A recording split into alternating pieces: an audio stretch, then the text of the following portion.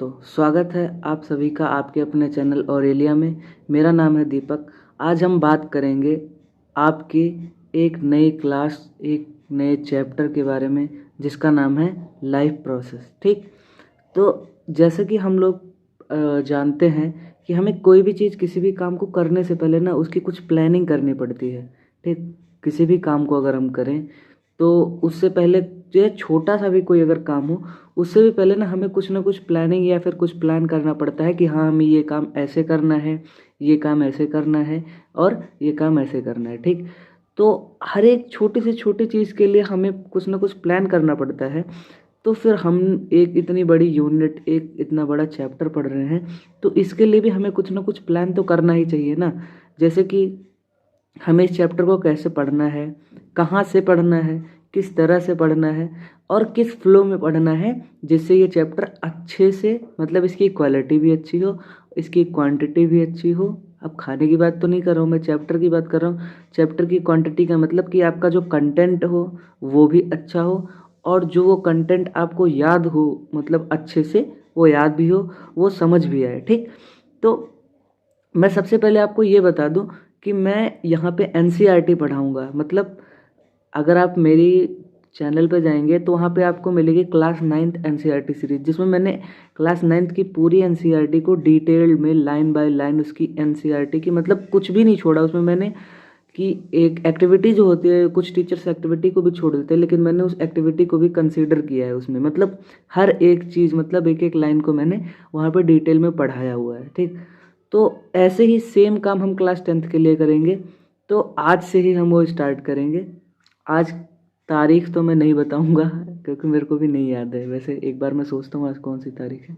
हाँ, आज 9 मार्च है। 9 मार्च 2024 आज हम स्टार्ट करेंगे। मेरे को पता है बहुत सारे बच्चों ने अभी तक क्लास 9th का एग्ज़ाम नहीं दिया है, लेकिन कुछ बच्चों का हो चुका है, तो इसलिए हमने कहा कि हम स्टार्ट करेंगे। ठीक, मेरा नाम है दीपक, आप देख रहे हैं ऑरेलिया। तो हम किसी भी चीज़ को करने से पहले उसे प्लान करते हैं। तो चलिए हम इस चैप्टर का एक प्लान बनाते हैं कि इस चैप्टर को हम किस फ्लो में, किस तरह से ख़त्म करेंगे। ठीक, तो उसके लिए मैंने एक पेज पे कुछ उस चैप्टर का प्लान लिखा है। तो पहले हम उसको समझ लेंगे, फिर हम यहाँ पर आएंगे और हम अपनी एनसीईआरटी को पढ़ना स्टार्ट करेंगे लाइन बाय लाइन एक्सप्लेनेशन के साथ।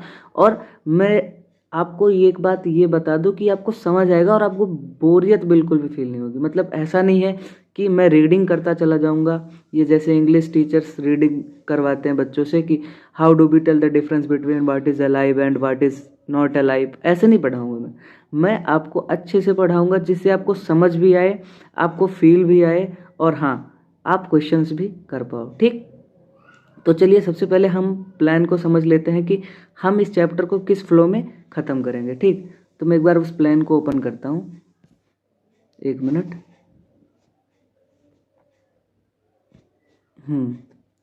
तो ये है हमारा प्लान। ठीक, तो लाइफ प्रोसेस ना देखो, दो तरह के ऑर्गेनिज्म, मतलब हमारे अर्थ पे कई टाइप के ऑर्गेनिज्म हैं, लेकिन हमारे जो चैप्टर में हाँ सॉरी, हमारे चैप्टर में जो हमें पढ़ना है वो लाइफ प्रोसेस सिर्फ दो लोगों का पढ़ना है। एक लोग जो हैं वो प्लांट हैं और एक लोग जो हैं वो एनिमल हैं। ठीक, तो हम ऐसा करेंगे ना, देखो एनसीईआरटी में अभी तक आपने पढ़ा नहीं होगा, लेकिन मैं एक बार आपको बता दूं कि एनसीईआरटी में ऐसा दिया है ना कि आपको एकदम खिचड़ी बन जाएगी। उसी में प्लांट का भी कंसीडर है, उसी में एनिमल्स का भी कंसीडर है। तो हम ऐसे नहीं पढ़ेंगे कि हाँ, हम इस तरह से पढ़ेंगे कि हम पहले एनिमल्स का एक बार पढ़ लेंगे, फिर एक बार में प्लांट्स का पढ़ लेंगे। तो ऐसे हमारे खिचड़ी नहीं बनेगी, मतलब हमें समझ भी आ जाएगा और हमें अपनी एनसीईआरटी को पढ़ लेंगे और उसका फ्लो भी समझ आ जाएगा। तो सबसे पहले हम इसमें पढ़ेंगे व्हाट इज़ लाइफ प्रोसेस। मतलब लाइफ प्रोसेस होती क्या है, मतलब जीवन में जो चलने वाली प्रोसेसेस हैं, मतलब हमारी लाइफ में जो प्रोसेस चल रही हैं वो होती कौन कौन सी हैं। ठीक, उसके बाद आगे हम बात करेंगे न्यूट्रिशन की।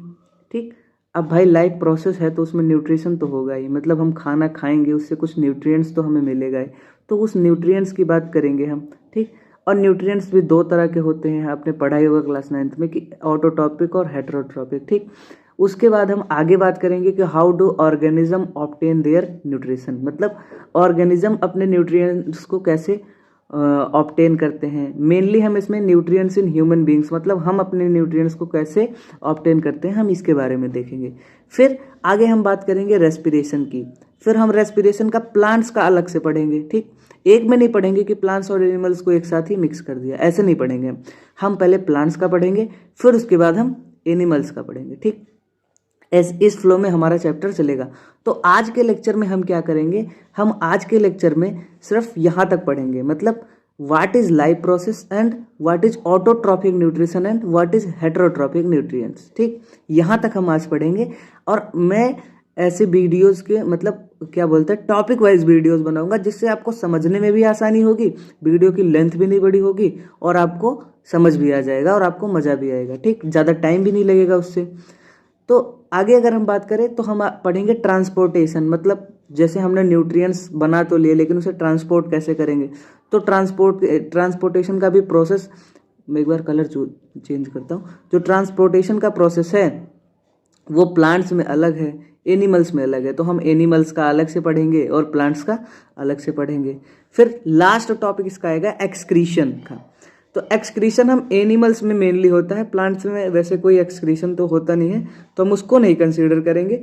एनिमल्स का एक्सक्रीशन हम पढ़ेंगे। ठीक, और इसके बाद हमारा लास्ट है summary of the whole chapter, मतलब टोटल चैप्टर की जो लास्ट वीडियो होगी हमारी, उसमें हम पूरे चैप्टर की समरी और कुछ उसके इंपॉर्टेंट क्वेश्चंस भी और कुछ प्रीवियस ईयर क्वेश्चंस भी सॉल्व कर लेंगे, जिससे ये हमारा चैप्टर क्रिस्टल क्लियर हो जाएगा। ठीक, तो हमारा फ्लो ऐसे चलेगा। तो हम सबसे पहले क्या पढ़ेंगे, सबसे पहले हम पढ़ेंगे व्हाट इज लाइफ प्रोसेस, उसके बाद न्यूट्रिशन। ये हमारा वीडियो नंबर 1 में हो जाएगा। ठीक, इतना पार्ट, इतना हमारा हो गया ये वीडियो 1 का। आप ऐसे मत लगना हाँ इतनी बड़ी वीडियो हो गई, ये हो गया वो, तो आप ऐसे करोगे मैं मेरा क्या काम है, मैं भी छुरछुरिया की तरह वीडियो बना दूंगा एकदम, तो आप भी भितुरिया की तरह कूदते कूदते आना, 2 मिनट में देख के ख़त्म, तो फिर वही 2 मिनट वाला काम ही रह जाएगा, 2 नंबर आएंगे, फिर आप भी 2 नंबर के ही हो जाओगे। तो फ़ायदा क्या है उसका, आपको लंबा कंटेंट मिलेगा, थोड़ा लंबा मिलेगा, इतना भी लंबा नहीं कि मैं कहानी ही सुनाता रहूँ आप सुनते रहो, ऐसा भी नहीं रहेगा, क्रिस्टल क्लियर एकदम आपको मिलेगा। हाँ, तो उससे आपके क्वेश्चन सॉल्व होंगे, आपको समझ भी आएगा, आपको मज़ा भी आएगा। ठीक, उसके बाद हम बात करेंगे मेनली कि न्यूट्रिशन इन ह्यूमन बींग्स, फिर हम बात करेंगे रेस्पिरेशन की एक टॉपिक में, मतलब ये हो गया हमारा वीडियो नंबर 2। ठीक, लास्ट जो हमारी मेन मतलब इस चैप्टर की जो लास्ट वीडियो होगी, मतलब मेन वीडियो जो होगी, उसमें हम ये वीडियो नंबर 3 में एक्सक्रीशन और ट्रांसपोर्टेशन का कर लेंगे। ये होगी हमारी वीडियो नंबर 3। और जो हमारी एकदम सबसे लास्ट वाली वीडियो होगी, मतलब सबसे लास्ट होगी, उसका हम करेंगे समरी और इम्पॉर्टेंट क्वेश्चंस। ठीक, तो ये होगा हमारे चैप्टर का फ्लो। देखो मैंने आपको इसको इसलिए समझाया, मैं चाहता तो डायरेक्ट स्टार्ट कर देता चैप्टर, लेकिन फिर वही है ना कि हाँ, शादी की तैयारी करी नहीं और गए घोड़ी चढ़ने, तो बात क्या होगा, मतलब फ़ायदा ही नहीं होगा आपको कुछ। फिर हमें अगर पता रहेगा कि हाँ हम किसी चीज़ को कैसे करेंगे, तब वो चीज़ करने में और मज़ा आता है। लेकिन अगर हमें पता ही नहीं रहे कि हम जा रहे हैं दिल्ली, रास्ता पता ही नहीं है कि भाई हमें यहाँ पे ट्रेन पकड़नी है, यहाँ से हमें कुछ और काम करना है, यहाँ पे हमें कुछ और काम करना है, तो ऐसा कुछ आपको पता ही नहीं है, तो फ़ायदा क्या है ऐसा। ठीक, तो हमें वैसा नहीं करना, हमें पहले ही मैं ऐसे करूँगा कि सारे चैप्टर्स का पहले एक प्री प्लान्ड व्यू दिखाऊंगा आपको, फिर उसके बाद मैं उस चैप्टर को स्टार्ट करूँगा। ठीक, और ये जो प्री प्लान्ड व्यू है वो सिर्फ लेक्चर 1 में ही होगा, ऐसा नहीं है कि सारे लेक्चर्स में मैं इतनी देर तक आपको यही गाथा ही सुनाता रहूँगा, तो फिर आपका टाइम ही वेस्ट होगा। ठीक, तो मैं ऐसा नहीं करूँगा। हाँ, लेकिन जब जो चैप्टर स्टार्ट होगा उससे पहले मैं उसका एक प्री प्लान्ड व्यू दिखाऊंगा आपको, जिससे आपको ये आइडिया लग जाए कि हम इस चैप्टर को किस फ्लो में ख़त्म करेंगे। ठीक, और चैप्टर को मैं कहीं बाहर से नहीं पढ़ाऊंगा, मैं भी चाहूँ तो एक एनिमेटेड वीडियो बना दूँ, हेलो बच्चों आज हम लाइफ प्रोसेस के बारे में पढ़ेंगे, फलाना ढिमकाना, तो ये ऐसे होता है, पौधों पे ऐसे ऑक्सीजन पड़ती, मैं ऐसे तो नहीं पढ़ाऊंगा। मैं आपको एनसीईआरटी पढ़ाऊंगा, एनसीईआरटी लाइन बाय लाइन आपको एक्सप्लेन करूंगा, जिससे आपको समझ भी आए। और एनसीईआरटी बुक हर एक बच्चे के पास होती है, तो जब मैं पढ़ाऊँ तो आप उस बुक को लेके बैठो, जिससे आपको और समझ में आए। ठीक, तो फिर चलिए ठीक है, मैं इसको ना एक प्लेलिस्ट बनाऊंगा क्लास 10th एनसीईआरटी सीरीज करके। ठीक, मेरे चैनल पे अगर आप जाएंगे तो वहाँ पे एक प्लेलिस्ट मिलेगी आपको, क्लास 10th एनसीईआरटी सीरीज़, ठीक। वहाँ पे आप जाएंगे ना तो आपको पूरे क्लास 10th में मैं जितनी भी बायोलॉजी की वीडियोस बनाऊंगा सारी वीडियोस उसी एक प्लेलिस्ट में ऐड करता जाऊंगा, जिससे आपको कहीं भी ढूंढने की ज़रूरत नहीं पड़ेगी और आप आसानी से ढूंढ के वहाँ से पढ़ लेना। ठीक, तो फिर चलिए, फिर बिना किसी वो मत सोचना, बिना किसी देरी के हम शुरू करते हैं। ठीक, तो एक बार मैं अपने नए टैब में जाता हूँ जहाँ पे हमने एनसीईआरटी को ओपन किया है। ठीक, तो चलिए ठीक है, अब हम स्टार्ट करते हैं। तो welcome to you all in chapter 5, a new chapter, a new class, a new session, a new video. ठीक, बात करते हैं आज हम लाइफ प्रोसेस के बारे में। तो सबसे पहले लाइफ प्रोसेस का मतलब क्या होता है हम ये समझते हैं। लाइफ प्रोसेस, लाइफ प्रोसेस का मतलब हो गया कि लाइफ में चलने वाली प्रोसेस। ठीक, लाइफ में चलने वाली कैसी कैसी प्रोसेस? भाई, हम सांस लेते हैं, रेस्पिरेशन, हम खाना खाते हैं, डाइजेशन, हम कहीं क्या बोलते हैं, बहुत सारे प्रोसेस हैं। हमारा कंट्रोल कोऑर्डिनेशन हो रहा है, नर्वस सिस्टम है, सर्कुलेशन हो रहा है, एक्सक्रीशन हो रहा है, रिप्रोडक्शन हो रहा है। तो ये सारे क्या हो गए? लाइफ प्रोसेसेस हैं। अब इनसे फ़ायदा क्या है भाई? अभी एक्सक्रीशन ना हो या हम डाइजेशन ना हो हमारे शरीर में तो फायदा क्या हो जाएगा? ऐसा कुछ हो जाएगा जिससे फिर तो उससे ये नुकसान होता है कि वो जो लाइफ प्रोसेस है ना वो इंटरप्ट हो जाएगी। तो मतलब लाइफ की प्रोसेस को प्रोसेस करने के लिए जो प्रोसेस इन्वॉल्व हो उसे लाइफ प्रोसेस बोलते हैं। ध्यान से सुनना, लाइफ की प्रोसेस को प्रोसेस करने के लिए जो प्रोसेस इन्वॉल्व हो उसे लाइफ प्रोसेस कहते हैं। और आप कमेंट करके बताना कि ये इंग्लिश में कौन सा अलंकार है। अब मैंने अलंकार बोला, लेकिन मेरे को अलंकार की इंग्लिश नहीं पता, इसलिए मैंने अलंकार बोला। ठीक, तो लाइफ प्रोसेस क्या है? लाइफ प्रोसेस एक ऐसी प्रोसेस है, मतलब लाइफ की प्रोसेस को प्रोसेस कराना ही लाइफ प्रोसेस है। ठीक, मतलब लाइफ को ही, मतलब एक ऑर्गेनिज्म की बॉडी को एक अच्छे फंक्शनल वे में चलाना ही लाइफ प्रोसेस कहलाती है। ठीक, आगे अगर हम बात करें, अब मैं रीडिंग करूँगा भाई, रीडिंग करके समझाऊंगा आपको, नहीं तो फिर मैं भी ऐसे पढ़ा दूँ, ऐसे पढ़ूँ फिर अगर मैं how do we tell the difference between the life and life, समझ में क्या आया? कुछ नहीं ना। लेकिन अगर मैं धीरे धीरे पढ़ूंगा, आपको समझाऊंगा, समझता चला जाऊंगा और आपको समझाता चला जाऊंगा, जिससे आपको भी मज़ा आएगा, मेरे को भी मज़ा आएगा और हम दोनों को मज़ा आएगा। ठीक, तो फिर चलिए शुरू करते हैं हम। How do we how do we the tell difference between what is living and what is alive, मतलब हम डिफरेंस कैसे बता सकते हैं कि कोई लिविंग है या कोई अलाइव है या कोई अलाइव नहीं है? आप खुद ही बताओ कि आप डिफरेंस कैसे बता सकते हो। देखो मैं बताता हूँ, आप अगर आपने किसी कुत्ते को देखा हो या आप ही हो, आप कैसे अपने आप को मतलब प्रूव कर सकते हो कि आप लिविंग हो? आप ऐसे प्रूव कर सकते हो कि हाँ देखो मैं खाना खाता हूँ। कोई नॉन लिविंग थिंग वैसे फूड तो नहीं लेती ना, मतलब, और हाँ मैं रन करता हूँ, मैं खुद जा सकता हूँ, मेरे अंदर एक कॉन्शियस माइंड है, मैं अपने बारे में सोच सकता हूँ। ठीक, तो ये सारे कैरेक्टर्स हो गए लिविंग के। मेरे अंदर मेटाबॉलिक रिएक्शंस चलती हैं। ठीक, अब कोई नॉन लिविंग के अंदर कोई मेटाबॉलिक रिएक्शन नहीं होती है। मैं ग्रो करता हूँ, सबसे बड़ा फीचर हो गया ग्रो। भाई नॉन लिविंग थिंग्स ग्रो थोड़ी करेंगे। आप एक बाइक को खड़ी कर दो, आप एक बाइक खड़ी कर दो, 10 साल बाद आके देखो तो वो बाइक उतनी ही रहेगी, गल और जाएगी। लेकिन आप हो, आपको अगर प्रॉपर न्यूट्रिएंट्स मिले, प्रॉपर डाइट मिले, प्रॉपर एक्सरसाइज करो, तो आप देखो 10 साल बाद आप कितने बड़े हो जाओगे। ठीक, आपकी मसल्स बिल्ड कर जाएंगी, आपके बॉडी हेयर्स चेंज हो जाएंगे, या फिर बॉडी हेयर्स अगर आपके नहीं है तो डेवलप हो जाएंगे। आप प्यूबर्टी एज में हो तो प्यूबर्टी से बाहर एडल्ट में आ जाओगे, या आप अभी एडल्ट नहीं हो, आप प्यूबर्टी एज में हो। तो मतलब क्या है, एक लिविंग और एक लिविंग नॉन लिविंग में क्या डिफरेंस है वो अब हम एनसीईआरटी से समझते हैं। मैंने तो वैसे आपको समझा दिया, लेकिन अब हम देखते हैं एनसीईआरटी हमारी क्या कहती है। देखो मैं समझाऊंगा, लेकिन मैं ये भी पढ़ूंगा कि एनसीईआरटी कहना क्या चाहती है। भाई मेरे समझाने से क्या होता है, लेकिन जो एनसीईआरटी है ना, मैं अपने ओपिनियन में बताऊँ ना तो मैं एनसीईआरटी को भगवान मानता हूँ। ठीक, उससे बड़ा कोई ना रेफरेंस, उससे बड़ा ना कोई नोट्स, कुछ नहीं होता। एनसीईआरटी अगर आपने पढ़ी है तो सब 99% बोलते हैं ना, मैं बोलता हूँ 100% ले आओगे अगर आपने एनसीईआरटी पढ़ी है तो।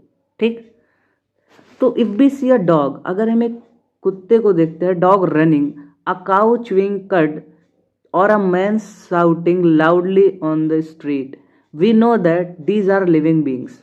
हम जानते हैं कि अगर हम एक दौड़ते हुए कुत्ते को देखते हैं या एक गाय है जो चारा चबा रही है, एक आदमी है जो चिल्ला रहा है रोड पे, हम जानते हैं कि लिविंग है।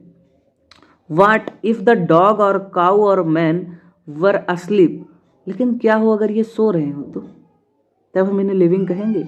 भाई ना ये चिल्ला रहे हैं, ना चल रहे हैं, ना कुछ बोल रहे हैं। अब देखते हैं, देखो इंटरेस्टिंग है ना, अगर आप इंटरेस्ट से पढ़ोगे ना तब इंटरेस्टिंग लगेगा। ठीक, we would still think that they were alive, but how do we know that? हम जानते हैं कि ये जिंदा तो हैं, भाई सो रहे हैं तो ऐसा थोड़ी ना हो जाएगा कि मर गए। हम जानते हैं कि ये जिंदा तो हैं, लेकिन ये जिंदा कैसे हैं, हम इसको कैसे सिद्ध कर सकते हैं? तो वी सी दम ब्रीदिंग, हम देखते हैं कि वो सांस ले रहे हैं। And we know that they are alive, हम देखते हैं कि वो सांस ले रहे हैं और इससे हमें पता चल जाता है कि हाँ वो जिंदा हैं। What about plants? अब प्लांट्स के बारे में क्या भाई, एनिमल्स के बारे में तो हो गया, अब प्लांट्स के बारे में, how do we know that they are live? हम कैसे जान सकते हैं कि वो लाइव है, मतलब अलाइव है, जिंदा है।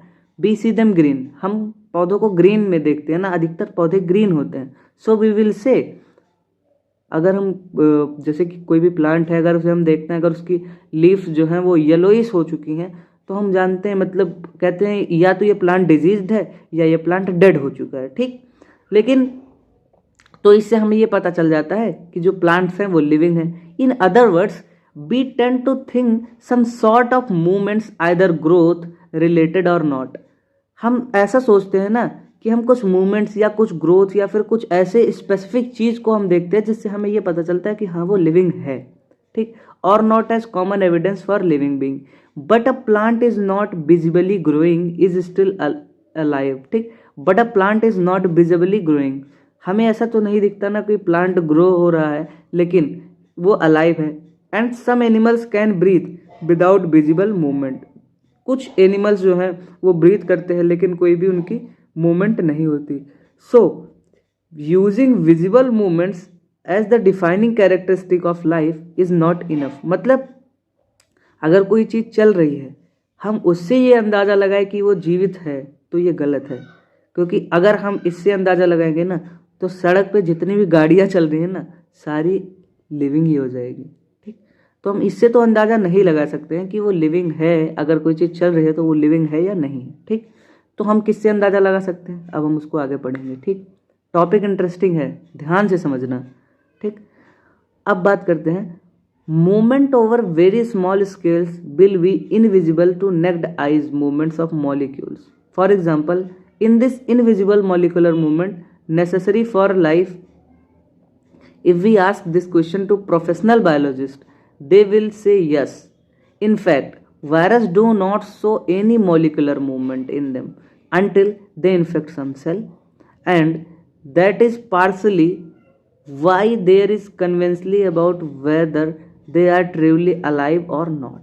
ठीक, अगर हम बात करें किसी भी मूवमेंट की, किसी भी मतलब इनविजिबल पार्टिकल की, मतलब बहुत छोटे पार्टिकल की, बहुत छोटे स्केल पर बात करें, तो अगर हम किसी भी साइंटिस्ट से ये पूछे क्या ये लिविंग है भाई, अगर मूवमेंट कर रहा है, तो वो बोलेगा हाँ। लेकिन अगर हम वायरस के बारे में देखें जो कि वो मूवमेंट नहीं करता है लेकिन वो सेल्स को इन्फेक्ट करता है, और अब हम ये कैसे पता लगाए कि वायरस लिविंग है या नॉन लिविंग? तो हमने वायरस की एक डेफिनेशन दी थी कि वायरस क्या है, वायरस एक कनेक्टिंग लिंक है। क्या है? वायरस एक कनेक्टिंग लिंक है, CL, between, connecting link between, भाई साहब मैं इतना खतरनाक लिखता हूँ, बिटवीन लिविंग एंड, देखो मैं लिख नहीं पा रहा हूँ क्योंकि देखो मेरे पास ये पेन है और मैं मोबाइल पे पढ़ाता हूँ भाई, अभी ना मेरे पास लैपटॉप वैपटॉप ऐसा कुछ है नहीं, अरेंज कर लूँगा जल्दी अगर तुम लोग की कृपा रही तो, नहीं तो फिर तो राम राम है भाई। लिविंग एंड नॉन लिविंग, ठीक, तो ऐसा कुछ है। तो वायरस का एक कनेक्टिंग लिंक है between living and non living. Why are the molecular movements needed for life? अब ऐसा क्यों है कि मॉलिकुलर मूवमेंट्स जो है वो जीवन के लिए ज़रूरी है? अगर मॉलिकुलर मूवमेंट्स ना हो तो लाइफ एग्जिस्ट करेगी? आप मेरे को एक कमेंट करके बताना कि अगर मॉलिकुलर मूवमेंट ना हो तो क्या लाइफ एग्जिस्ट करेगी? तो answer is no.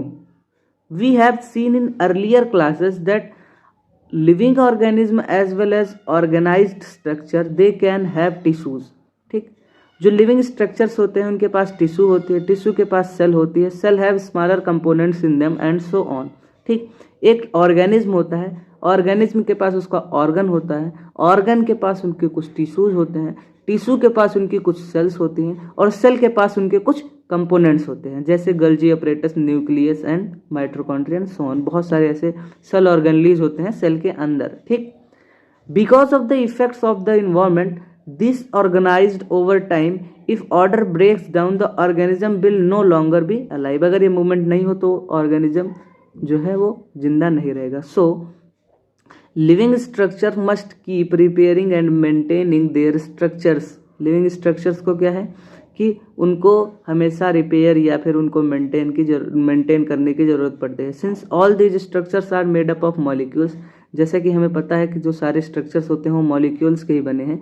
They must to move around all the time, इनको मूव करने की ज़रूरत है हर समय, क्योंकि हमें पता नहीं है कि हमारी कौन सी सेल, कौन सा पार्टिकल, कौन सा मॉलिक्यूल कब खराब हो जाए और कब उन्हें रिप्लेस करना पड़े। अगर वो मूव ही नहीं करेंगे तो फिर कैसे रिप्लेस होगा, तो सारे खत्म ही हो जाएंगे, कुछ बचेगा ही नहीं। ठीक, तो what are the maintenance process in living, let's explore. अब हम क्या मेंटेनेंस मतलब क्या हम उसकी सर्विस करते हैं लिविंग की, उसके बारे में हम पढ़ते हैं। तो इंट्रोडक्शन आपको समझ में आया। अब हमारा मेन चैप्टर मतलब लाइफ प्रोसेस क्या है, अब हम उसके बारे में समझेंगे। ठीक, तो एनसीईआरटी खुद ही बोल रही है कि व्हाट आर लाइफ प्रोसेस, मतलब लाइफ प्रोसेस है क्या। ठीक, तो the maintain function of living organism, the maintenance functions of living organism must go on even when they are not doing anything particular। ठीक, देखो एक लिविंग ही ऐसी चीज है जिसको हमेशा मेंटेनेंस की जरूरत पड़ती है, चाहे वो कुछ काम करे और चाहे ना करे। जैसे अगर हम एक कार लाएं और अगर हम उसे चलाएं ना, तब उसे सर्विस की जरूरत नहीं पड़ेगी भाई, जब चलेगी तभी तो सर्विस की जरूरत पड़ेगी। लेकिन एक लिविंग ऑर्गेनिज्म एक ऐसी चीज है जिसके अंदर मेटाबॉलिज्म तो अगर रुका तो आदमी भगवान को प्यारा, तो मेटाबॉलिज्म तो कभी रुक नहीं सकता। तो मतलब उसको क्या है, उसे हमेशा ही सर्विस की, कुछ ना कुछ मेंटेनेंस की जरूरत पड़ती है। They are not doing anything particular. ठीक, even when we are just sitting in class, जब हम क्लास में बैठे होते हैं, even if we are just sleep, हम जब सो रहे होते हैं, this maintenance job has go on, जो ये मेंटेनेंस जॉब है ये हमेशा चलती रहती है। The process which together perform this maintenance job are called life process. देख लो भाई, लाइफ प्रोसेस की डेफिनेशन क्या है, the process which together perform this maintenance job are life process. मतलब जो प्रोसेसेस चलती हैं आपके लिविंग ऑर्गेनिज्म को मेंटेन रखने में, वही होती हैं लाइफ प्रोसेस। देखो लेक्चर में धीरे धीरे इसलिए पढ़ा रहा हूँ, अभी मैं फ्लो में चलूंगा लेकिन अभी धीरे इसलिए पढ़ा रहा हूँ क्योंकि फ्लो बने, स्पीड बने लेक्चर की, पहले आपको कुछ समझ आए तभी तो हम आगे चल पाएंगे ना, इसलिए मैं आराम से पढ़ा रहा हूँ। ठीक, थोड़ा जूम कर लेते हैं हम। हाँ, अब ठीक लग रहा है मेरे को भी। Since these maintenance process are needed to prevent damage and breakdown, energy is needed for them। In process के लिए ना हमें कुछ डैमेज मतलब कुछ डैमेज है तो उसे बनाना पड़ेगा, कुछ तोड़ना पड़ेगा, तो इसके लिए हमें एनर्जी की जरूरत पड़ती है। अभी एनर्जी आती कहाँ से, this energy come from outside the body of the individual organism, मतलब उस ऑर्गेनिज्म के बाहर से वो एनर्जी आती है। ठीक, so there must be a process to transfer of source of energy from outside the body of the organism to inside, be called food, to the inside, a process be commonly called nutrition। ठीक, अब जैसे उस energy को अंदर से बाहर लाने, मतलब बाहर से अंदर लाने के लिए एक प्रोसेस चलेगी, लेकिन जो एनर्जी अंदर आएगी उसको हम क्या बोलते हैं, फूड, टू द इनसाइड, जो अंदर आता है, a process be commonly called nutrition, और उस प्रोसेस को हम बोलते हैं nutrition. If the body size of the organism is to grow, अगर ऑर्गेनिज्म का बॉडी साइज ग्रो करना है, additional raw material will also be needed from outside, additional raw materials भी लगेंगे जो बाहर से आएंगे। Since life on the earth depends on carbon based molecules, जो लाइफ है अर्थ पे वो डिपेंड किस पे करती है, कार्बन बेस्ड मॉलिक्यूल पे। किस पे, कार्बन बेस्ड मॉलिक्यूल्स के ऊपर। Most of these food sources are also carbon based. जितने भी फूड सोर्सेज होते हैं वो सारे ही कार्बन से बने होते हैं। और मैं आपको एक और फैक्ट बता दूं कि इस दुनिया में जितनी भी लिविंग थिंग है, जितनी भी, आप कोई सी भी ऐसी, आज तक ऐसी कोई लिविंग थिंग अभी तक एक्सप्लोर नहीं हुई है जिसमें कार्बन ना हो। ठीक, खाने में है कार्बन, तुम में है कार्बन, हम में है कार्बन, सब चीज़ों में, मतलब जितने भी लिविंग ऑर्गेनिज्म हैं सब में क्या है, कार्बन। ठीक, तो कार्बन हमारे लिए बहुत ज़रूरी है। ठीक, हम कहाँ पढ़ रहे थे, बेस्ड ऑन द मॉलिक्यूल्स। हाँ, since life depends on carbon, जो लाइफ है वो किस पे डिपेंड कर रही है, कार्बन बेस्ड मॉलिक्यूल्स पे। Most of these food sources are also carbon based depending on the complexity of these carbon sources. Different organism can also then us different kind of nutritional process. Different organism के लिए different nutritional processes होती हैं। ठीक, लेकिन हमें मतलब मिलता क्या है, मेनली जाके वहीं पे कार्बन वाला मॉलिक्यूल है। ठीक, एक मिनट आगे अगर हम बात करें, the outside source of the energy, the outside source of energy could be quite varied since the environment is not under the control of the individual organism. जो आउटसाइड सोर्स है वो वेरी करती है। ठीक, थोड़ा वेरी करती है, जो क्योंकि जो इन्वायरमेंट है वो हमारे कंट्रोल में नहीं है। जब हम चाहें जब सर्दी हो, हम चाहें जब गर्मी हो, ऐसा होने लगे ना तो हर आदमी हर जगह को ही मनाली बना देगा ना, तो ऐसा तो होता नहीं है। तो इसीलिए ना जो एनर्जी है जो वो थोड़ी वेरी करती है। ठीक, these source of energy therefore need to be broken down और built up in the body and must be finally converted to a uniform source of energy that can be used from various molecular movements is needed for maintaining living structure as well as to the kind of molecule to the body needs to grow.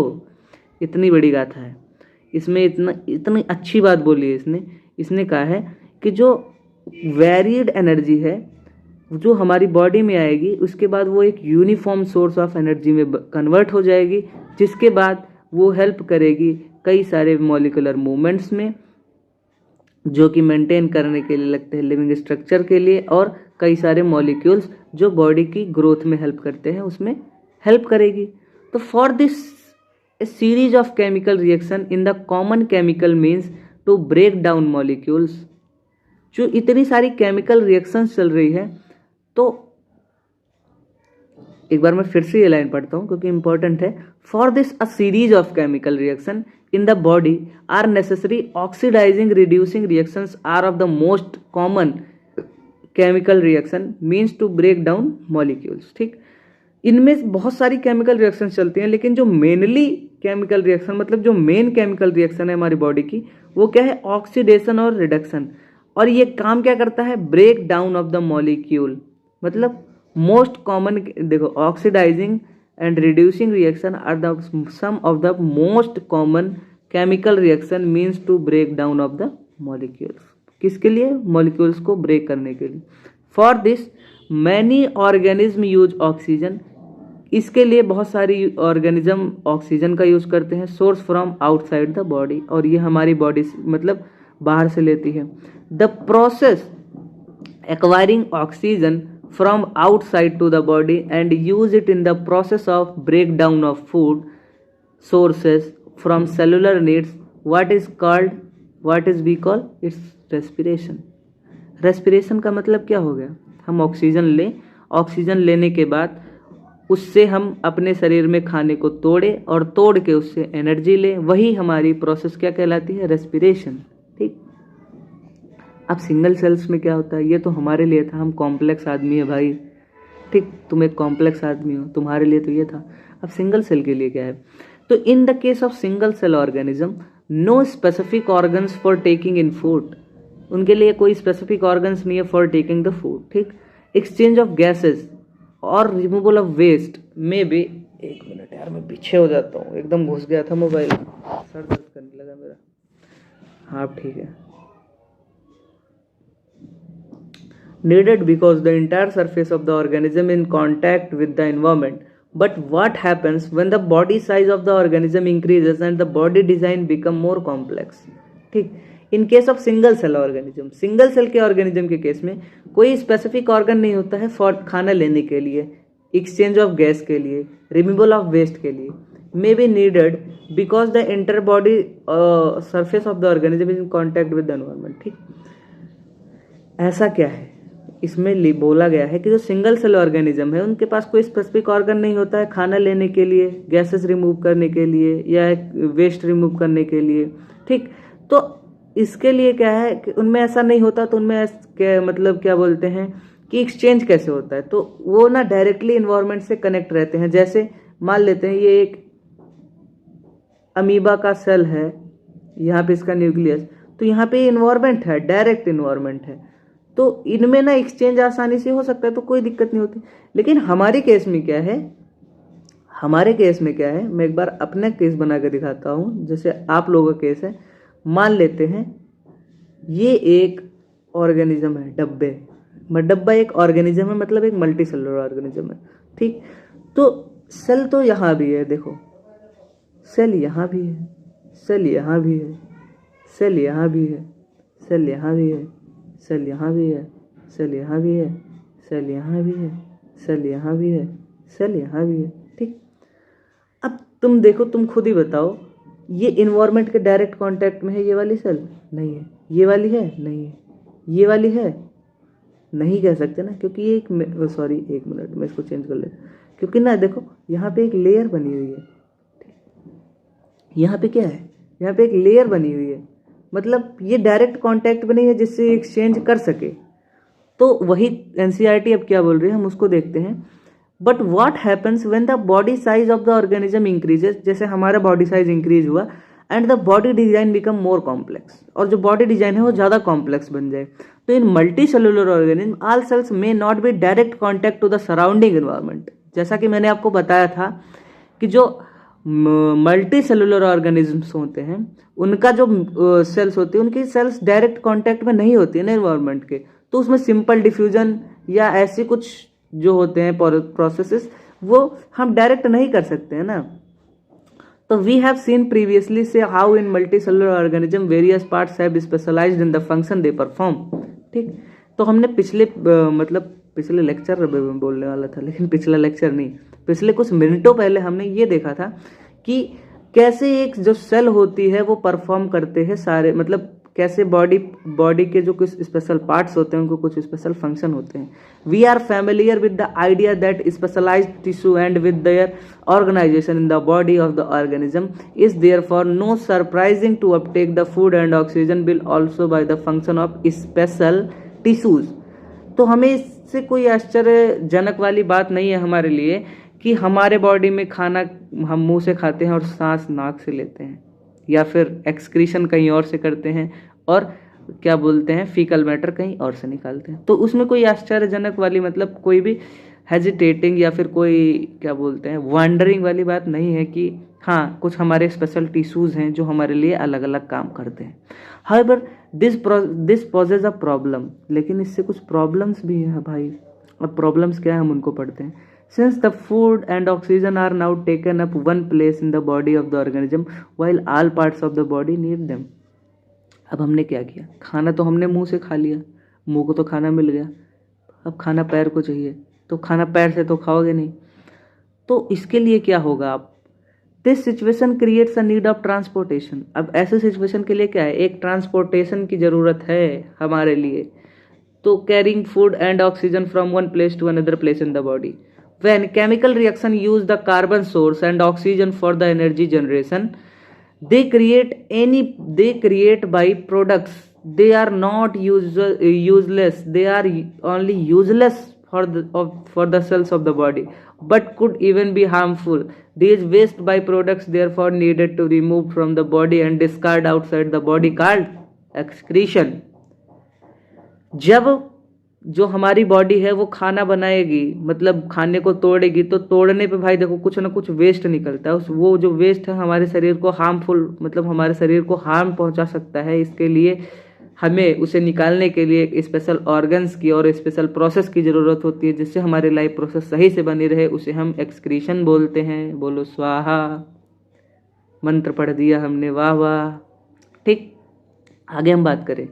Again if the basic rule for body design in multicellular organism are followed special tissue. एक minute, इसको साफ तो होने दो। हाँ, अब ठीक लग रहा है। Design in multicellular organism are followed specialised tissue for excretion will be developed, which means that the transportation system will need to transport a waste away from the cells in the excretory tissue। तो इससे हमें क्या पता चला कि हमारी body में अलग अलग जगह पे अलग अलग डिज़ाइन वाले, अलग अलग काम करने वाले, अलग अलग टाइप के ऑर्गन्स हैं, टिश्यू हैं, सेल्स हैं, जो कि अलग अलग काम करते हैं। ठीक, क्वेश्चंस की वीडियो हम लास्ट में बनाएंगे। अब आता है हमारा एक स्पेशल टॉपिक। हमने ये समझ लिया है कि लाइफ प्रोसेस क्या होती हैं और वो प्रोसेसेस क्या क्या होती हैं। लाइफ प्रोसेस क्या होती है और वो प्रोसेसेस क्या क्या होती हैं, जिससे लाइफ प्रोसेस, जो से हमारी लाइफ की प्रोसेस अच्छी प्रोसेस से प्रोसेस कर पाए। ठीक, अब हम आगे बात करते हैं न्यूट्रिशन की। लेकिन उससे पहले मेरे को न्यूट्रिशन लेना पड़ेगा, मतलब मेरे को पानी पीना पड़ेगा। 1 मिनट में पानी पी लूँ फिर पढ़ाता हूँ। ठीक, जाना मत कहीं भाई, वरना स्किप कर दो। तुम्हारा तो काम ही है 1 मिनट में स्किप करते हो, बनाने में इतनी मेहनत लगती है मेरे को। ठीक, पानी पी लूँ बस।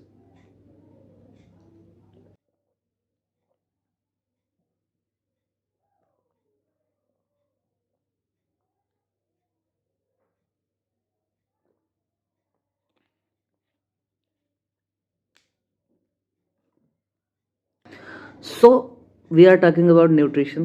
So when we walk or ride a bicycle, जब हम टहलते हैं, साइकिल चलाते हैं, we are using up energy, हम एनर्जी का यूज करते हैं। Even when we are not going any apparent activity, energy is needed to maintain state of order in our body. फिर भी अगर हम नहीं जाते कहीं, हम बेड पे ही पड़े रहते हैं, सोए रहते हैं, लेकिन उस पॉस्चर को मेंटेन रखने के लिए भी हमारे बॉडी को मेंटेनेंस और एनर्जी की ज़रूरत पड़ती है। We also need materials from outside in the body to grow, develop, synthesise a protein and other substances needed in the body. हमें बहुत सारे न्यूट्रिएंट्स की, बहुत सारे मटेरियल्स की ज़रूरत पड़ती है। किसके लिए? Synthesise protein and other substances needed the body. This source of energy and materials is the food we eat. और जो सोर्स है जिससे हमारी बॉडी ग्रो करती है, डेवलप करती है, सिंथेसाइज करती है प्रोटीन और other substances for the growth, उसे हम क्या बोलते हैं? फूड। और जिसे हम खाते हैं अच्छे से, एग्जाम्पल के लिए बात करें तो पिज़्ज़ा, बर्गर ना, यही तो हो गए एग्जाम्पल। क्या क्या होते हैं, एक बार मैं जंक फूड का नाम लेता हूँ, पिज़्ज़ा, बर्गर। और हाँ, एक काम करना, अगर तुम किसी और स्टेट से देखना, मैं अयोध्या से बिलोंग करता हूँ, तो हमारे यहाँ सबसे बेस्ट जो मिलता है वो जलेबियाँ मिलती हैं। अगर आपके यहाँ से भी कुछ अच्छा हो तो कमेंट करके बताना, और आप कहाँ से हो ये भी बता देना भाई। ठीक, तो आगे हम बात करें how do living things get their food. अब हम ये बात करें कि जो लिविंग ऑर्गेनिज्म या लिविंग थिंग्स होती हैं वो खाना कैसे लेती हैं। ठीक, क्या यार, ये बिना 2-3 बार स्क्रॉल हुए ना मेरा लेक्चर कभी कंप्लीट नहीं हुआ है आज तक। ठीक, तो इसके लिए सॉरी, क्योंकि ये बार बार स्क्रॉल डाउन हो रहा है। ठीक, how do living organism gate their food. Living organism food कैसे लेती हैं? The journal requirement for energy and material is common in all organism. भाई हर एक चीज़ को एनर्जी की, मतलब हर एक बंदे को पैसे की जैसे ज़रूरत है, वैसे हर एक ऑर्गेनिज्म को एनर्जी की ज़रूरत है for requirement all the process अच्छे से चले। But it is fulfil in different ways. लेकिन ये जो ज़रूरत है वो कई सारे तरीकों से पूरी होती है। Some organism use simple food material obtained from inorganic substances in the form of carbon dioxide and water. कुछ ऑर्गेनिज्म जो होते हैं वो सिंपल टाइप से लेते हैं इनऑर्गेनिक मैटर से, जैसे कि वो CO2 और H2O ले लेते हैं। These organism are autotrophs. सबसे इंपॉर्टेंट बात आ गई, देखो ये जो ऑर्गेनिज्म होते हैं ये कौन से होते हैं? Autotrophs. Include green plants and some bacteria. सिर्फ पौधे ही नहीं है ऑटोट्रॉफिक, बैक्टीरिया भी होते हैं कुछ ऑटोट्रॉफिक।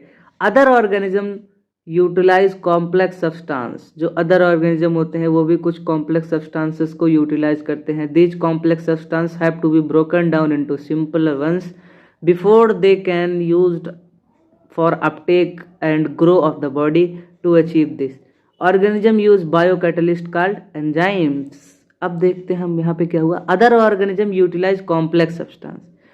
जो अदर ऑर्गेनिज्म होते हैं वो कॉम्प्लेक्स सब्सटेंसेस को यूटिलाइज करते हैं। जैसे हम लोग भाई, हम पिज़्ज़ा खाते हैं, बर्गर खाते हैं, कोका कोला पीते हैं, गन्ने का जूस पीते हैं, मौसम्मी का जूस पीते हैं, रोटी सब्जी दाल चावल पनीर घी सब खाते हैं भाई। क्या कॉम्प्लेक्स चीज़ें हैं भाई।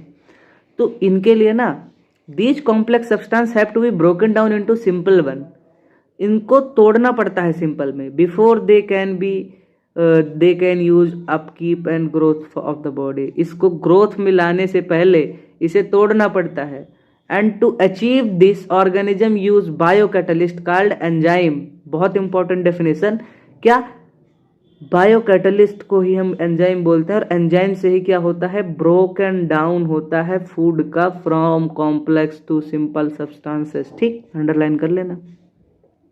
आगे अगर हम बात करें 10, हेटेरोट्रॉफ सर्वाइवल डिपेंड्स डायरेक्टली और indirectly on autotrophs. Heterotrophic organism include animal and fungi. जो हेटेरोट्रॉपिक सर्वाइवल होते हैं वो डिपेंड होते हैं डायरेक्टली या इनडायरेक्टली किस पे, ऑटोट्रॉपिक पे। और जो कुछ हेटेरोट्रॉपिक होते हैं वो कौन कौन से होते हैं, हम या फंगी। अब तुम सोच रहे हो कि हम हेटेरोट्रॉपिक हैं। अब हेटेरोट्रॉपिक हम कैसे, हमारी मम्मी हेटेरोट्रॉपिक कैसे हुई, वो तो खाना बनाती हैं दाल चावल रोटी सब्जी घर में, तो वो हेटेरोट्रॉपिक कैसे हुई।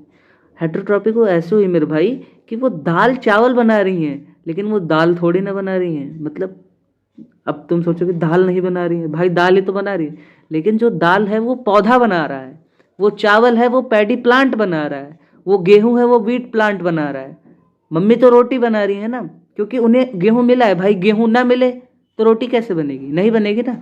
तो हम क्या है, हम हेटेरोट्रॉपिक ऑर्गेनिज्म है। अगर हमें कुछ चीज़ मिलेगी तभी हम उस चीज़ से अपने क्या बोलते हैं, फूड की क्या बोलते हैं, नीड को पूरा कर पाएंगे। लेकिन अगर हमें कुछ मिलेगा ही नहीं तो हम फूड की नीड को कैसे पूरा कर पाएंगे। ठीक, आगे बात करते हैं हम। ज़्यादा अगर हम मैं ज़्यादा बोलूँगा तो आप वीडियो फिर देखोगे नहीं, इसलिए अब हम आगे बात करते हैं ऑटोट्रॉपिक न्यूट्रिशन की। अब ऑटोट्रॉपिक न्यूट्रिशन, ऑटोट्रॉपिक ऑटो का क्या मतलब हो गया, खुद से, ट्रॉफिक मतलब बना लेना, मतलब खुद से बना लेने वाला न्यूट्रिशन। भाई अब देखते हैं, हम पढ़ते हैं इसके बारे में। Carbon and energy requirement of the autotrophic organism are fulfilled by photosynthesis. Carbon और जो एनर्जी जरूरत पड़ती है ऑटोट्रॉपिक ऑर्गेनिज्म के लिए, उसे फोटोसिंथेसिस से पूरा किया जाता है। फोटोसिंथेसिस क्या है, इट इज द प्रोसेस, ये एक प्रोसेस है by which autotrophs take in substance from outside and convert them into stored form of the energy. क्या हुआ, फोटोसिंथेसिस में जो ऑटोट्रॉफ्स होते हैं वो सब्सटेंसेस बाहर से लाते हैं और उसे कन्वर्ट करते हैं और स्टोर करते हैं इन the form of energy. This material is taken in the form of carbon dioxide and water. ये जो है मटेरियल, ये कार्बन डाइऑक्साइड वाटर के फॉर्म में लिया जाता है, जो कि कन्वर्ट हो जाता है कार्बोहाइड्रेट में, जिसे हमने पढ़ा हुआ है। कार्बोहाइड्रेट किस में होता है, रोटी में, या स्टार्च जिसे हम चावल में भी होता है। ठीक, और carbohydrate in the presence of sunlight, और सनलाइट की प्रेजेंस में और क्लोरोफिल की प्रेजेंस में ये रिएक्शन होती है। Carbohydrates are utilised for providing energy to the plants. Carbohydrate जो है वो प्लांट्स यूटिलाइज करते हैं किसके लिए, फॉर एनर्जी प्रोसेस, मतलब अपनी बॉडी को मेंटेन करने के लिए। We will study how this takes place in the next session. ठीक, हम इसको नेक्स्ट सेक्शन में पढ़ेंगे कि ये कैसे मतलब होता है। The carbohydrate which are not used immediately are stored in the form of star which serve as the internal energy reserves to be used and when required by plant। ये जो कार्बोहाइड्रेट्स होता है ये इतना ज़्यादा बन जाता है कि वो तुरंत यूज नहीं होता, और वो स्टार्च के फॉर्म में, किसके फॉर्म में, देख लो, भोजन जो कार्बोहाइड्रेट किसके फॉर्म में होता है, स्टोर, स्टार्च के फॉर्म में। अंडरलाइन कर लेना, क्वेश्चन आएगा देख लेना। तो स्टार्च के फॉर्म में स्टोर हो जाता है और वो प्लांट के लिए क्या करता है, एनर्जी रिजर्व हो जाता है। जब उसको जरूरत पड़ती है तो उसको प्लांट यूज करता है। Somewhat similar situation is seen where some of the energy derived from food we eat is stored in our body in the form of glycogen. मतलब देखो भैया, अगर हमारे अंदर मतलब एनिमल के अंदर बात करें तो वो ग्लाइकोजन के फॉर्म में स्टोर होता है, लेकिन अगर हम प्लांट की बात करें तो वो स्टार्च के फॉर्म में स्टोर होता है। स्वाहा, समझ आया। एनिमल्स की बात करें तो वो ग्लाइकोजन के फॉर्म में स्टोर होता है, लेकिन अगर हम प्लांट्स की बात करें तो वो स्टार्च के फॉर्म में स्टोर होता है। ठीक, अब अगर हम आगे बात करें तो अब पता नहीं क्या क्या होता है, रिएक्शन आती है, कोई क्या क्या नहीं होता, रिएक्शन आती है। ठीक, तो रिएक्शन अगर हम पढ़ते हैं, देखो यहाँ पे हमने क्या लिया था, एक CO2 मतलब 6 CO2 और 12 H2O मिलके, 6 CO2 12 H2O मिलके in the presence of chlorophyll. Chlorophyll किस में होता है, पत्तियों में। धूप पता ये कहाँ से आती है, इससे हमारे पास क्या बना, एक मॉलिक्यूल बना ग्लूकोज का। ग्लूकोज का फॉर्मूला याद कर लेना मेरे भाई, C6H12O6। इससे क्या 6 ऑक्सीजन निकली और 6 पानी निकला। ठीक, क्या हुआ, जब 6 कार्बन डाइऑक्साइड और 12 पानी मिले in the presence of sunlight and chlorophyll, तो हमारे पास एक मॉलिक्यूल ऑफ ग्लूकोज बना एंड 6 ऑक्सीजन एंड 6 H2O। ठीक है, अब हम आगे बात करेंगे। Let us now see what actually happens during the process of photosynthesis.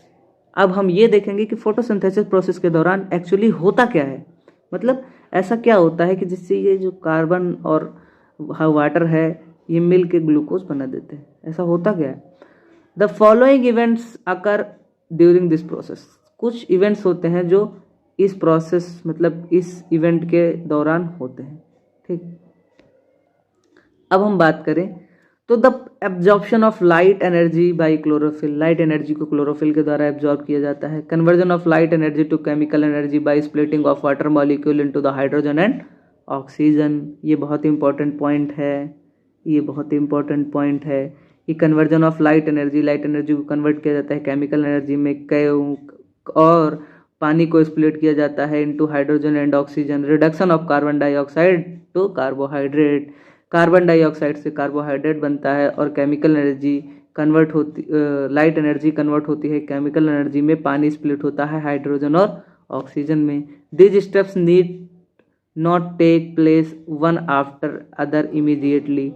These steps not to take one after other immediately. For example, desert plants take up carbon dioxide at night. ये जो steps हैं ये एक साथ हो ऐसा जरूरी नहीं है, मतलब साइमल्टेनियसली हो ऐसा जरूरी नहीं है, तुरंत के तुरंत हो जाए, हाँ भैया कार्बन लाओ, हाँ भैया पानी तोड़ो, ऐसा नहीं होता।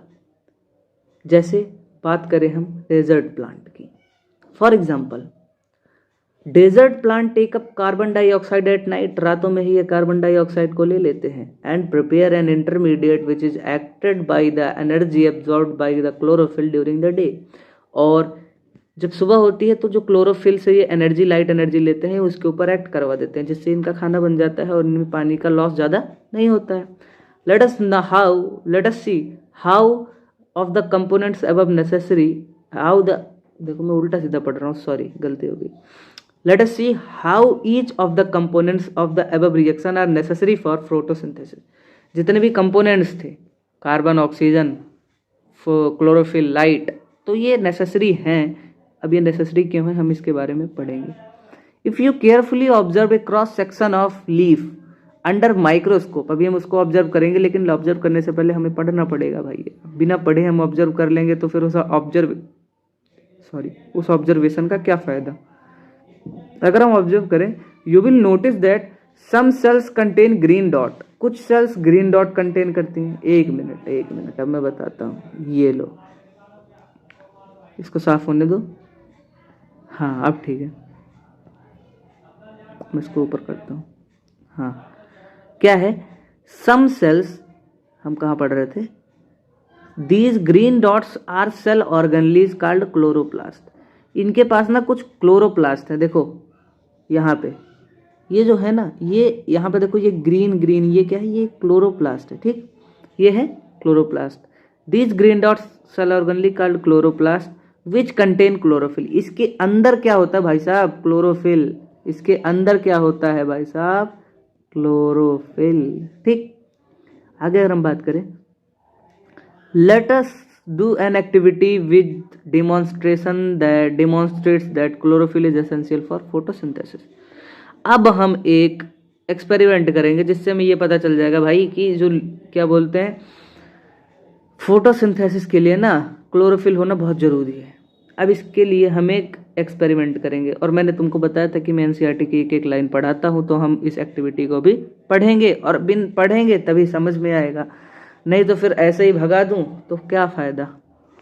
ठीक, हमारे पास टाइम भी बहुत है, हमारे पास कंटेंट भी अच्छा है, और शायद मैं भी थोड़ा बहुत अच्छा ही लगूँ आपको, अगर लगूँ तो। तुम्हें पता है मेरे चैनल पे 1 सब्सक्राइबर है अभी, तुम जाके चेक करना। मैंने 9th की पूरी वीडियो बना दी है, किसी ने देखी तक नहीं है, और पता नहीं, मेरे को पता भी नहीं है कि ये वीडियो कोई देखेगा या नहीं। लेकिन मैं एक बात बताऊँ, मेरे को पढ़ाने में मज़ा आता है, इसीलिए मैं बनाता हूँ, वरना मेरे को कोई ऐसा वो नहीं है। मैं चाहूँ तो बच्चों को पढ़ा सकता हूँ बाहर, लेकिन मैं अभी खुद ही पढ़ाई कर रहा हूँ, तो इसलिए अगर मैं बाहर पढ़ाऊँ ना तो मेरे मम्मी पापा बोलेंगे तू खुद पढ़ता है या दूसरों को पढ़ाता है। तो इसलिए मैं यहाँ पे बना के पोस्ट करता हूँ वीडियो, और मेरे चैनल पे सिर्फ 1 सब्सक्राइबर है। लेकिन मेरा जुनून देखो, क्लास 9th की पूरी वीडियो बना दी 1 सब्सक्राइबर के साथ। सोचो अगर 2 सब्सक्राइबर हो गए तो क्या हो जाएगा मेरे साथ।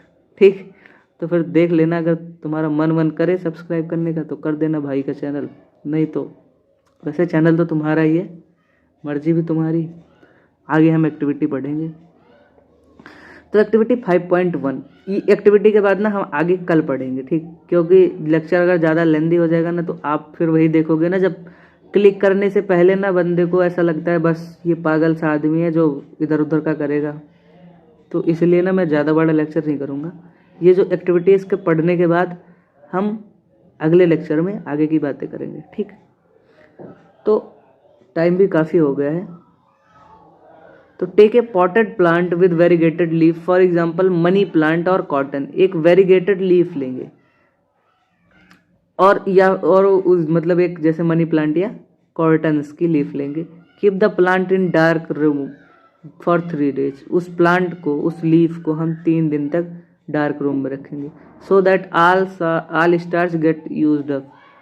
तो इससे क्या होगा कि जो प्लांट के पास जितना भी एनर्जी है स्टोर, मतलब स्टार्च के फॉर्म में, वो यूज हो जाएगी। Pluck a leaf from the plant, एक प्लांट से दूसरी लीफ लो। Mark the green areas and in it, जो ग्रीन एरियाज है उस पर मार्क कर दो। And trace them on a sheet of paper, उसे पेपर की शीट पे चिपका दो। Dip the leaf in boiling water, उबलते पानी में, बॉइलिंग वाटर में उस लीफ को कुछ मिनटों के लिए रख दो। After this emerge in a beaker containing alcohol, उसके बाद उसको एक बीकर में डालो जिसमें अल्कोहल हो। Carefully place above the beaker in water bath and heat till alcohol begins boil. फिर से उसको इतनी देर तक बॉयल करो कि जब तक वो अल्कोहल भी बॉयल ना करने लग जाए। What happens the colour of leaf, leaf का कलर क्या हो जाएगा। What is the colour of solution, solution का कलर क्या होगा। इसको तुम वीडियो में देखना, आगे हम बताएंगे या फिर हम एक्सपेरिमेंट करेंगे, उधर भी देख लेना। Now dip the leaf in dilute solution of iodine, iodine के एक डायल्यूट सोल्यूशन में कुछ मिनटों के लिए उस लीफ को डालेंगे। Take out the leaf and rinse off the iodine solution, leaf को आयोडीन सोल्यूशन से निकालेंगे, उसको साफ कर लेंगे। Observe the leaf and compare with the tracing leaf with done with in beginning, मतलब जो हमने ट्रेसिंग लीफ थी उससे हम इस लीफ को कंपेयर करेंगे। व्हाट यू कैन कंक्लूड, इससे आप क्या कंक्लूड करोगे, इसको मैं अभी आपको बता देता हूँ। देखता हूँ कितना है, एक बार उसी हिसाब से हम पढ़ेंगे। यार अभी तो इतना ज़्यादा है, लेकिन एक बार एक काम करता हूँ, मैं इस एक्टिविटी को स्किप करके ना ये आपको ये वाला कंटेंट पढ़ा देता हूँ, फिर कल से ना हम हेटेरोट्रॉपिक न्यूट्रिशन को स्टार्ट कर देंगे, ठीक। So now let us study how plant obtain carbon dioxide. तो अब हम ये जानेंगे ना कि कार्बन डाइऑक्साइड प्लांट्स को कैसे मिलती है। What had we had talked about stomata, हमने स्टोमेटा के बारे में क्लास 9 में पढ़ा था। Which have tiny pores present on the surface of leaf, जिसके पास जो छोटे छोटे पोर्स होते हैं और वो सरफेस पे, लीफ की सरफेस पे प्रेजेंट होते हैं। Massive amounts of gaseous exchange takes place through stomata, these pores form purpose of the photosynthesis. ये जो पोर्स होते हैं लीव्स के ऊपर, ये किसके पर्पस के लिए होते हैं, फोटोसिंथेसिस के लिए। But it is important to note that here the exchange, एक मिनट, हाँ, but it is important to note that there is a gaseous exchange occur the surface of stems, roots, leaves as well, as since the large amount of water can also be lost through these stomata, the plant close these pores when does not need oxygen for photosynthesis। मतलब इससे ना जब gases exchange होता है तो उस time पे ना क्या बोलते हैं, पानी भी बहुत लॉस होता है। तो इससे क्या होता है कि ना जो प्लांट्स होते हैं वो कार्बन डाइऑक्साइड लेने के टाइम ही इसको ओपन करते हैं। The opening and closing of stomata, the opening and closing of the pore is a function of guard cell. जो ओपनिंग और क्लोजिंग है स्पोर की, ये गार्ड सेल मेंटेन करता है। The guard cell swells when water flows into them. जब guard cell जो होता है वो फूल जाता है जब इसके अंदर वाटर जाता है, causing the stomatal pore open, जिससे स्टोमेटल पोर ओपन हो जाता है। और सिमिलरली क्लोजेस, जब क्लोज हो जाता है कब, जब इसमें पानी निकल जाता है, जब ये श्रिंक कर जाता है। ठीक, आगे बात करें। Based on the two activities, दोनों एक्टिविटी के बेस पर we can design an experiment demonstrated that sunlight is essential for photosynthesis. इससे हमें यह पता चलता है कि जो सनलाइट है वो फोटोसिंथेसिस के लिए एसेंशियल है। So far we have talked about how autotrophs meet their energy requirements. मतलब ऑटोट्रॉप्स को एनर्जी रिक्वायरमेंट्स उसकी कैसे पूरी होती हैं, but they need other raw material for building their body. लेकिन इसके साथ ही उन्हें बॉडी बिल्डिंग के लिए और कई सारे न्यूट्रिएंट्स की ज़रूरत पड़ती है। Water used in photosynthesis from the soil roots in terrestrial plants. Water जो होता है फोटोसिंथेसिस के लिए वो रूट्स से लिया जाता है टेरेस्ट्रियल प्लांट्स में। Other minerals like nitrogen, phosphorus, iron, magnesium are taken from up soil. मिट्टी से पानी के अलावा नाइट्रोजन, फास्फोरस, आयरन और मैग्नीशियम जैसे कई सारे मटेरियल्स भी लिए जाते हैं। Nitrogen is an essential element used in synthesis of protein and other compounds. Nitrogen जो होता है वो सिंथेसिस के लिए इंपॉर्टेंट होता है, प्रोटीन और कुछ और कंपाउंड्स के लिए। ठीक, this is taken up from inorganic nutrients और नाइट्राइट्स। ये नाइट्रेट्स और नाइट्राइट्स के फॉर्म में लिया जाता है। और it is taken up organic compound which have been prepared by bacteria from atmospheric nitrogen। और कुछ नाइट्रोजन फिक्सिंग बैक्टीरिया होते हैं जिससे कि जो नाइट्रोजन है वो ये नाइट्रोजन लेते हैं। ठीक, तो ये था हमारा ऑटोट्रॉफिक न्यूट्रिशन। मतलब हमें ये पता चला कि जो पौधे होते हैं वो खाना कैसे बनाते हैं और वो खाना कैसे स्टोर करते हैं। हमें ये भी पता चला कि एनिमल्स में भी खाना कैसे स्टोर होता है। तो चलिए ठीक है, अगली वीडियो में हम बात करेंगे हेटेरोट्रॉपिक न्यूट्रिशन से। ठीक, तब तक के लिए बहुत बहुत देखो उल्टा सीधा बोल रहा हूँ। तब तक के लिए आप पढ़ते रहें पढ़ते रहें पढ़ते रहें।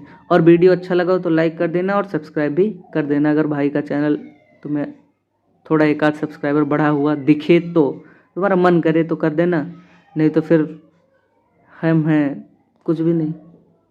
चलो ठीक है, अगली वीडियो में हम हेटेरोट्रॉपिक न्यूट्रिशन से स्टार्ट करेंगे। तब तक के लिए पढ़ते रहें पढ़ते रहें पढ़ते रहें। Bye bye.